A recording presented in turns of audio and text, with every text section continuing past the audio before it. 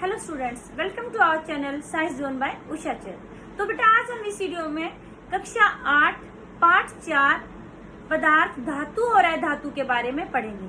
हमने इसके भाग 1 में धातु और अधातुओं के भौतिक गुणधर्मों के बारे में पढ़ा था। तो आज हम इस वीडियो में धातु और अधातु के रासायनिक गुणधर्मों के बारे में पढ़ेंगे। तो सबसे पहले हम बात करते हैं ऑक्सीजन से अभिक्रिया।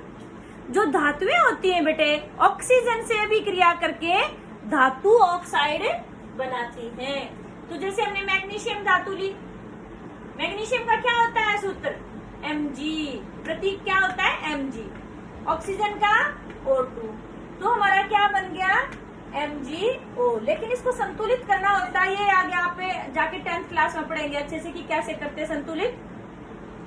तो यहाँ पर ये हमारी होगी मैग्नीशियम ऑक्साइड। तो देखो यानी कि धातुएं जब ऑक्सीजन से अभिक्रिया करती है तो क्या बनाती है, मैग्नीशियम ऑक्साइड। फिर बात आती है कि आपका जो धातु ऑक्साइड बना है बेटे, ये कैसी प्रकृति का है, क्षारीय प्रकृति के होते हैं। दूसरी विशेषता है कि जो धातु ऑक्साइड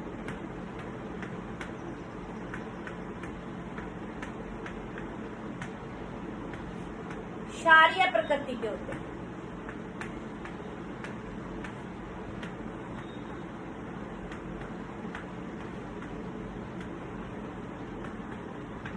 अब बेटा साइंस के स्टूडेंट हैं आप, विज्ञान में कभी भी रट्टा नहीं मारा जाता। तो आप फिर कैसे बता सकते, मैंने कह दिया कि क्षारीय प्रकृति के, आप इसको रट्टा नहीं मारेंगे, आप इसको करके देखेंगे।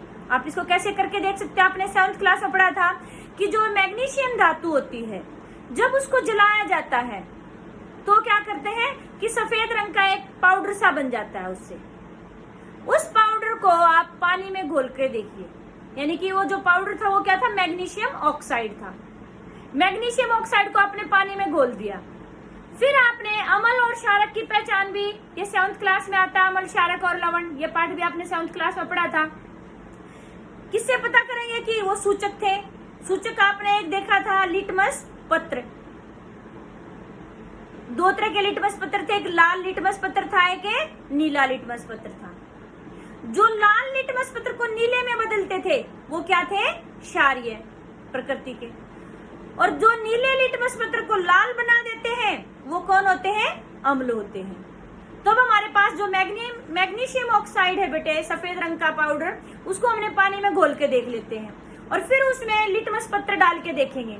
ऐसे पतली पतली स्ट्रिप होती ना, आपने लैब में देखी होंगी, ऐसे लिटमस पत्र की स्ट्रिप होती है ऐसे पतली पतली। तो फिर ऐसे उस लिटमस पत्र को हमने क्या किया कि पहले हमने नीले लिटमस पत्र को उसमें डाल के देखा विलियन में, जो मैग्नीशियम ऑक्साइड का हमने जल में विलियन बनाया था। तो क्या हो गया, वो नीला लिटमस पत्र लाल नहीं हुआ। फिर हमने लाल को डाल के देखा तो वो नीला हो गया। तो इसका मतलब क्या हुआ, जब लाल लिटमस पत्र नीले लिटमस पत्र में बदल गया तो इसका मतलब जो धातु ऑक्साइड इनकी मैग्नीशियम ऑक्साइड है उसकी प्रकृति कैसी है, क्षारीय प्रकृति है।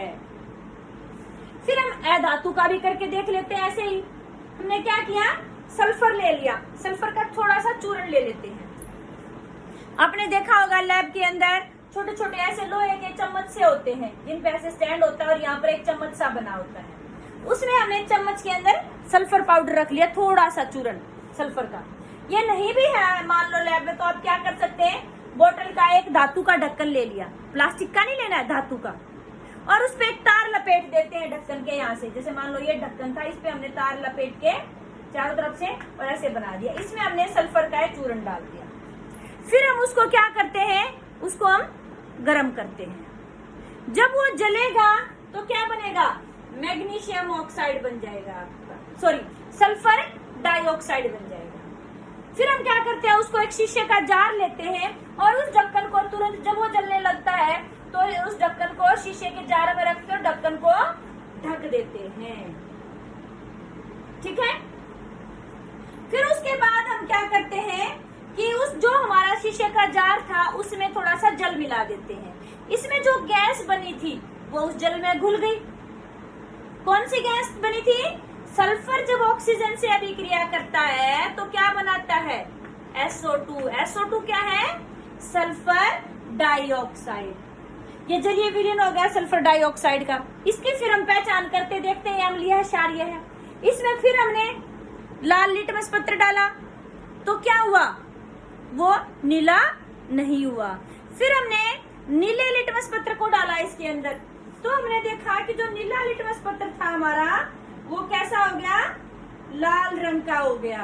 तो इससे क्या पता चला कि जो हमारे अधातु ऑक्साइड है बेटे, वो कैसी प्रकृति के हैं? अम्लीय प्रकृति के। तो समझ में आ गया आपको? तो यहाँ हमारा अगला पॉइंट बन जाता है कि जो अधातु ऑक्साइड है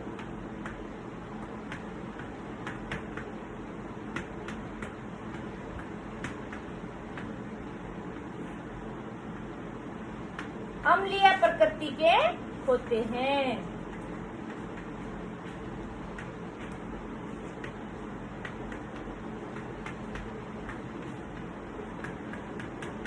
समझ में आई बात?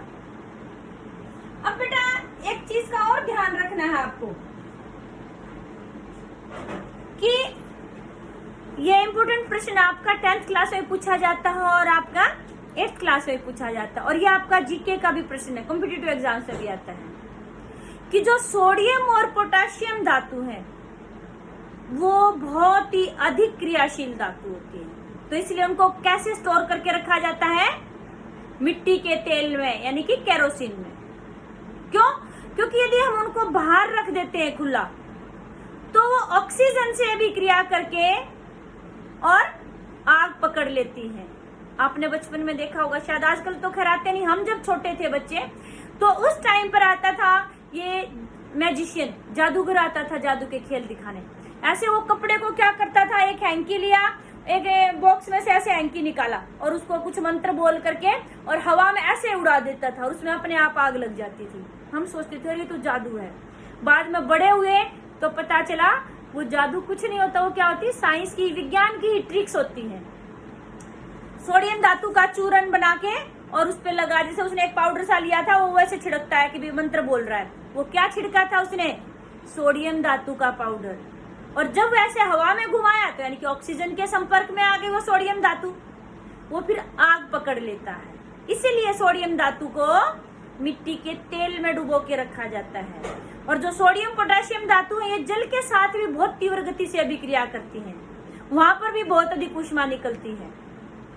ठीक है, तो इसलिए इनको कहाँ रखा जाता है? मिट्टी के तेल में डुबो कर रखा जाता है। फिर बात आती है जो धातुओं की जल के साथ अभिक्रिया। अगला पॉइंट हम करते हैं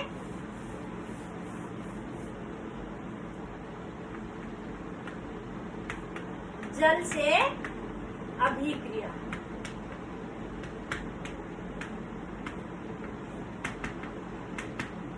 अच्छा, ये जल से अभिक्रिया करने से पहले एक बात पूछती हूँ। आपने घर में कॉमन उसमें देखते हैं कि आपके घर में तांबे का लोटा या जग होता है बेटे, आप देखते हैं मम्मी उसको चमका के रखती है और फिर वो बार बार हरा हरा हो जाता है।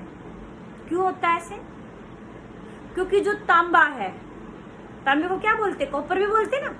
तो जो तांबा है वो क्या करता है कि जो वायुमंडल में ऑक्सीजन गैस है, नमी है और कार्बन डाइऑक्साइड है, उनके साथ अभिक्रिया करके जो कॉपर हाइड्रोक्साइड और कॉपर कार्बोनेट बना देता है, जिसके कारण वो हरा हरा रंग आ जाता है। समझ में आई बात? अब आगे से अपनी मम्मी को बताना, मम्मी ये हरा रंग जो आया है किसके कारण आया है? क्योंकि तांबे ने किस किस से अभिक्रिया की? ऑक्सीजन से, कार्बन डाइऑक्साइड से और हवा में जो नमी होती है। आपने देखा भी होगा जब बारिश का सीजन होता है तो उस टाइम पर ज्यादा खराब हो जाते हो जल्दी।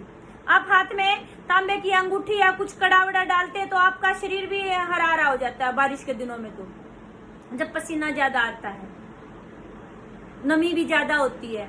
तो इस वजह से यानी कि वो कॉपर कार्बोनेट और कॉपर हाइड्रोक्साइड बनता है, इस कारण होता है।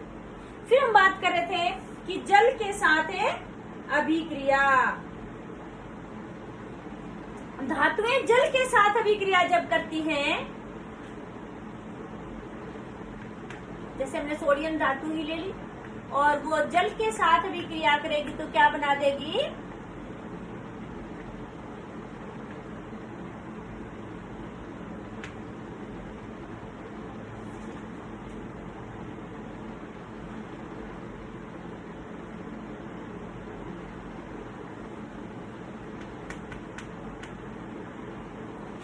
तो वो क्या करती है, लवण और हाइड्रोजन गैस, यानी कि सोडियम हाइड्रोक्साइड धातु हाइड्रोक्साइड बनती है और हाइड्रोजन गैस निकलती है।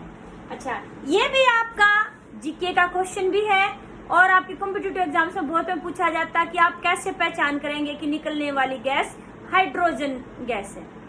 तो जो गैस निकल रही है बेटे, उसके पास हम साबुन के बबल्स लेके जाते हैं।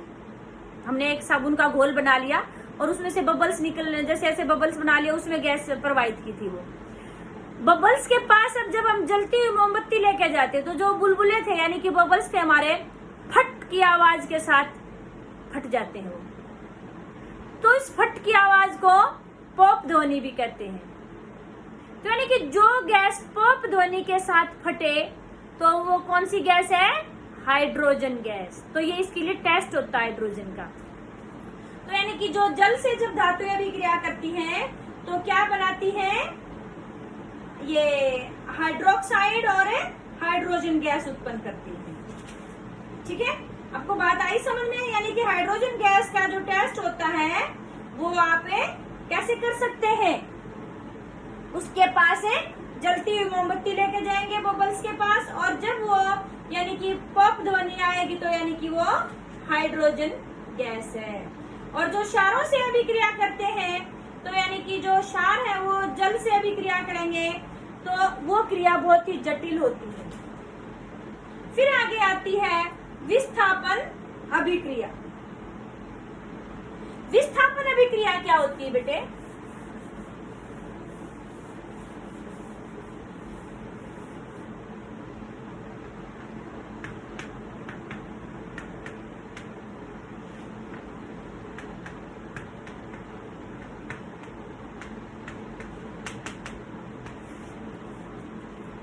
ये तो हमारी प्रकृति में भी नियम है कि जो ज्यादा ताकतवर चीज है, ताकतवर कोई भी जीव है, वो कमजोर को वहां से हटा के उसकी जगह ले लेता है। जैसे आप भी, जैसे मान लो आप बस में बैठे हो और एक कोई फर्स्ट क्लास का बच्चा है, आपको बैठना है तो आपको चलो खड़े हो यहाँ से, मुझे बैठना है। वो बच्चा बेचारा डर के तभी उठ के चला जाएगा, आप बैठ जाओ। और आप बैठे हो और फर्स्ट क्लास का बच्चा आके कोई आपको बोले चलो खड़े हो मुझे बैठना है, तो आप उठ जाओगे, आप उसको एक थप्पड़ और मार के भगा दोगे, चल भाग यहाँ से।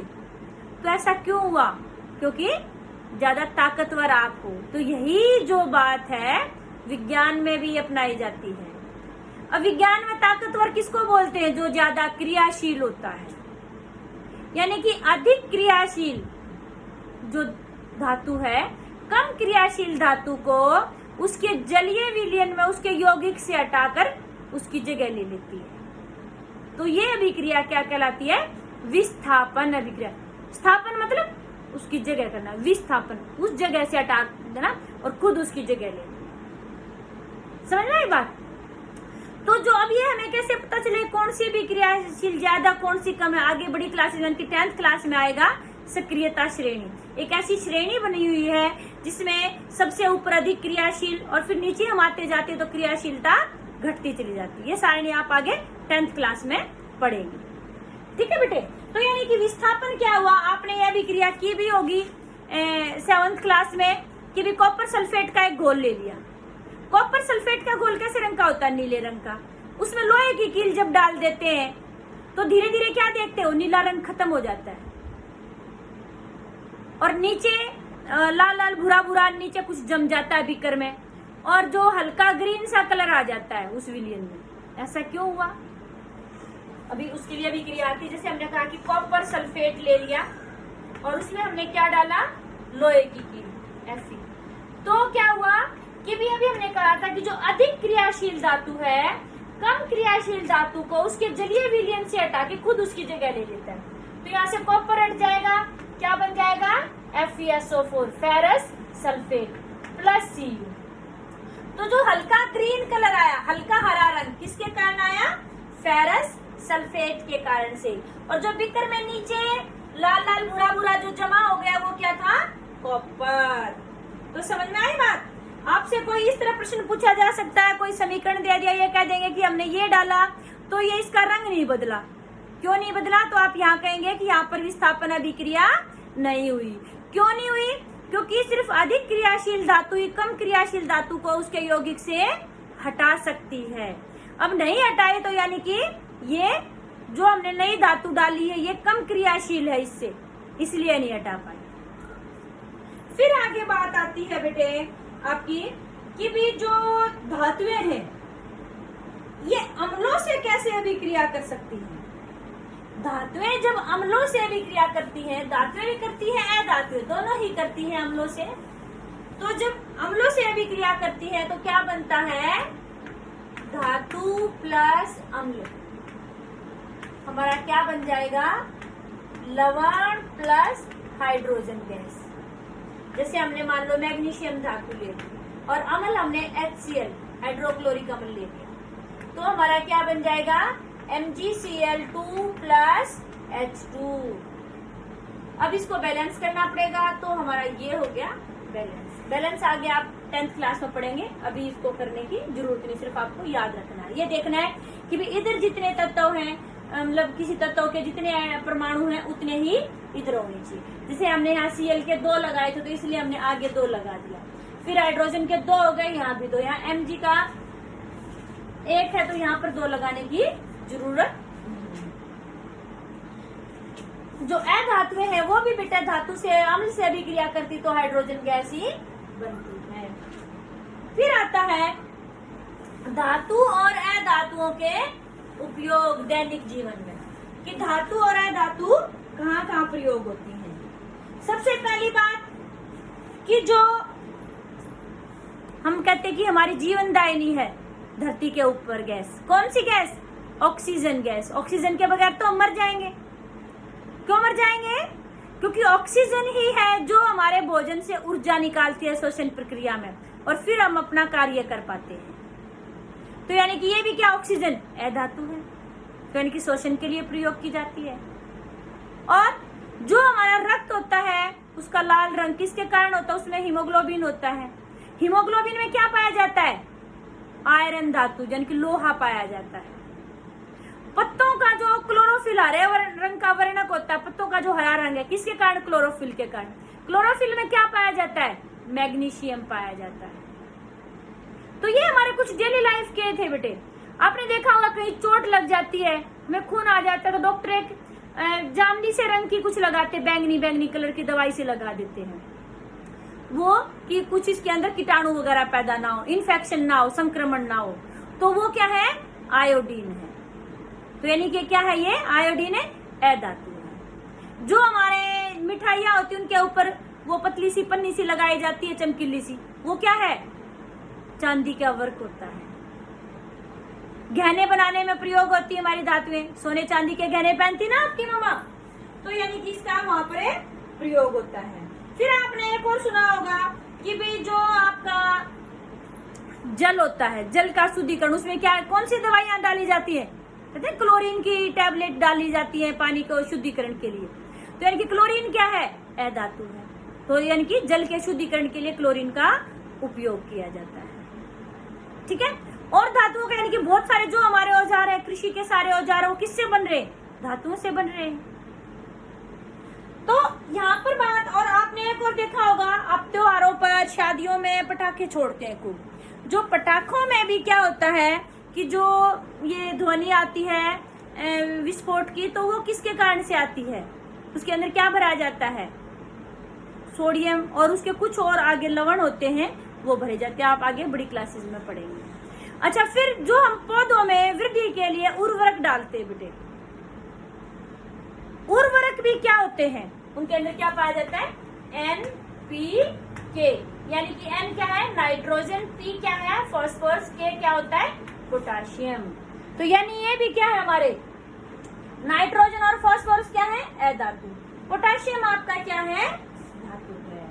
तो इस तरह से बेटे आपका ये धातु और अधातु के भौतिक और रासायनिक गुण आपने इस चैप्टर में पढ़े हैं। भाग 1 में आपने भौतिक गुणधर्म पढ़े थे, इस भाग 2 में आपने रासायनिक गुणधर्म पढ़े। जब रासायनिक गुणधर्म करेंगे बेटा आपको साथ में जो समीकरण है जिसमें वो समीकरण भी साथ में लिखने होते हैं, और यही भौतिक और रासायनिक गुणधर्म आगे जाके आपको 10th क्लास में फिर करने पड़ेंगे। आपको किसी को कोई डाउट लगती है तो आप कमेंट करके पूछें, और आपको वीडियो अच्छी लगी तो शेयर और लाइक जरूर करें। थैंक यू बेटे।